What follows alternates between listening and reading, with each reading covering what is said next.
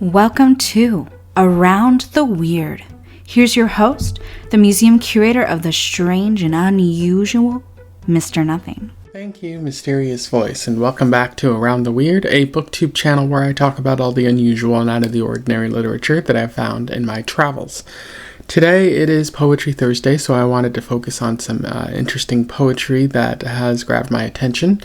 And we are at the end of Black History Month, so I wanted to talk about a poem from a Black writer. And today's poem is all about racial violence during the civil rights period of the 1950s and 60s. I am referring to the Ballad of Birmingham by Dudley Randall. For those who don't know, Dudley Randall was a Black American writer who lived in the 1900s. He was known for writing about issues that people in the Black community faced, and since he lived throughout the civil rights era, a lot of what he wrote about highlights those specific periods in time. You see that in the poem that I'm talking about today. He also wrote about a poem about a fictional dialogue between Booker T. Washington and W.E.B. Du Bois, which was a pretty interesting poem.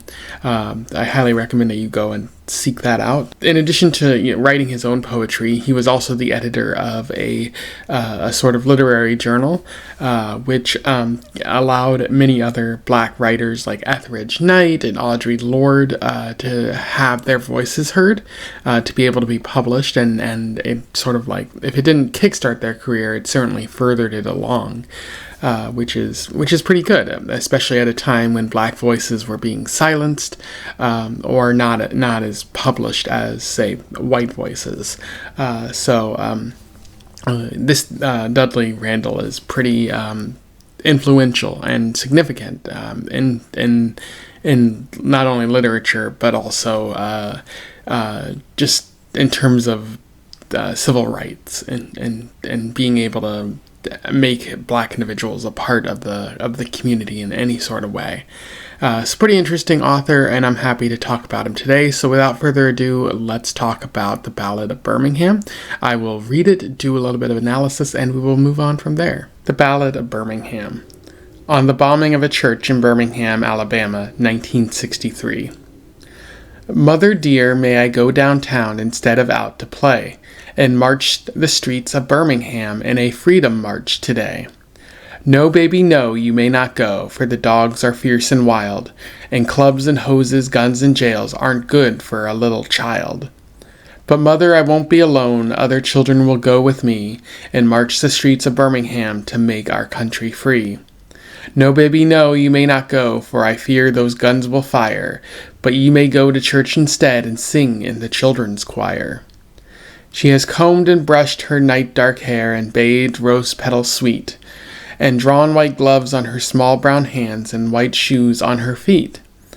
The mother smiled to know her child was in the sacred place, but that smile was the last smile to come upon her face. For when she heard the explosion, her eyes grew wet and wild. She raced through the streets of Birmingham, calling for her child. She clawed through the bits of glass and brick, then lifted out a shoe. Oh, here's the shoe my baby wore, but baby, where are you? In terms of analysis, that was the Ballad of Birmingham.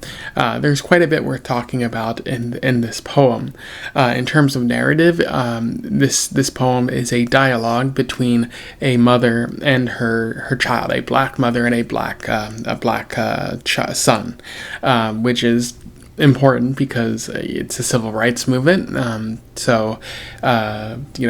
is a dialogue between two people who are sort of in the middle of that. Even if they're not actively fighting, they're still a part of it because their rights have been sort of restricted ever since slavery at this point, and even before that. So the poem is them talking. The mother or the son asks if they can go to the protest, and the mother says no, and that they should go to church instead. But then there's an explosion at the church, which is a real historical event that happened, unfortunately. And the mother goes, and it seems that their child has died in this explosion, which isn't good. And I think what this poem seems to suggest is that maybe it doesn't matter like where you go, you're going to experience racial violence regardless. And so maybe what Dudley Randall is maybe arguing, what the narrator is suggesting in this poem, is that it probably would be good to go on the streets and protest, because then at least then you're in the eyes of the media, whereas nobody was filming that the church. Although there wasn't a lot of filming going on at the time because it was the 1960s, but the point still stands that eyes were on the protests, so there was a certain amount of violence that could be done. But at this church, no one was looking, and so someone could bomb it, and if they wanted to. And I think this is also a condemnation of the people who bombed the church, because the church is where the mothers sent their children. Like, children died in that church. Like, grown people died too, and that's just as bad. But there were children in that church. They were not partaking in that protest, and yet people still chose to bomb it and enact violence on the Black community at a place where you would expect sanctuary, where you would expect peace or civility, and that wasn't being given to them, which only stands to highlight the levels of inequality in society for Black individuals at this time. So Dudley Randall's doing a lot in this poem to sort of highlight inequality, as well as the need for protest, the need for fighting the community in this way, or otherwise they'll just continue to bomb, continue to harm people. And then the last thing worth noting about this poem is the verse. So each verse has a B, C, B rhyme structure. So like, may I go downtown, out to play, streets of Birmingham, march today. So today rhymes with play.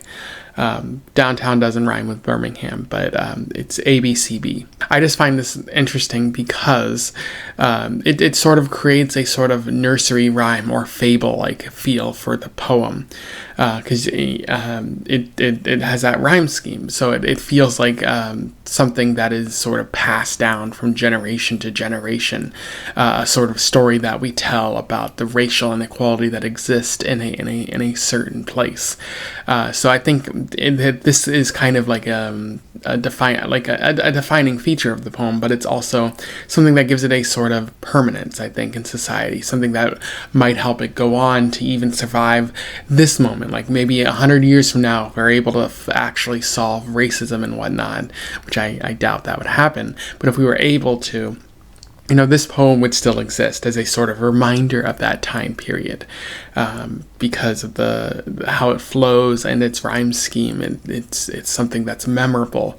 Not to say that a poem that doesn't have that rhyme scheme wouldn't necessarily be remembered, but I think this one stands out especially because of that rhyme scheme. Anyway, those are my thoughts on the Ballad of Birmingham by Dudley Randall, a high-quality poem and one that I definitely recommend that you seek out.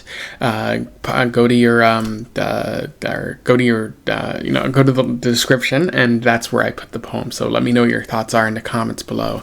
I think this poem also especially stands out because it's not limited to, what's going on, what was going on in the 60s. That this kind of racial violence has persisted even to the modern day. As people have attacked churches with guns and other sorts of weapons, and it only stands to highlight the need for more protest, more fighting back against this type of racism, this type of violence in the community. So yeah, definitely let me know what you think in the comments below. Otherwise, don't forget to like, share, and subscribe so that more people can find out about this poet or this poem or Poetry Thursday if they don't already know about that. And until then, I wish you the best of luck in your weird and fighting racial violence travels. Farewell.